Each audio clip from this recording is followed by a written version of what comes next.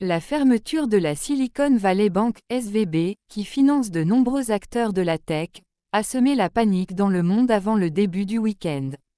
Le souvenir de l'affaire de Lehman Brothers en 2008, qui avait précipité les banques du monde entier dans sa chute, a fait trembler le secteur bancaire. Il s'agit de la plus grande faillite bancaire aux États-Unis depuis la crise financière de 2008. La descente aux enfers de la Silicon Valley Bank s'explique après qu'elle n'ait pas réussi à faire face au retrait massif de ses clients, principalement des acteurs de la tech. Pourtant, fin 2022, la banque comptait 209 milliards de dollars d'actifs et environ 175,4 milliards de dépôts, selon les autorités américaines, et elle était la 16e banque américaine par la taille des actifs. Fermée vendredi par les autorités américaines, cette annonce a semé la panique dans le secteur bancaire aux États-Unis et dans le monde. La secrétaire américaine au Trésor, Janet Yellen, a convoqué plusieurs régulateurs du secteur de la finance vendredi pour évoquer la situation, leur rappelant qu'elle avait pleine confiance dans leur capacité à prendre les mesures appropriées et estimé que le secteur bancaire restait résilient.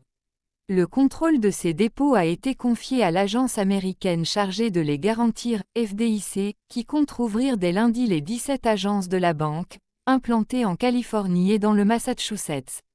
La FDIC prévoit aussi d'autoriser à court terme les clients à retirer jusqu'à 250 000 $, soit le montant habituellement garanti par l'agence tandis que ceux qui détiennent plus doivent contacter l'agence. Avant l'annonce de la fermeture, la panique a commencé jeudi lorsque la banque a annoncé qu'elle cherchait à lever rapidement du capital pour faire face au retrait massif de ses clients.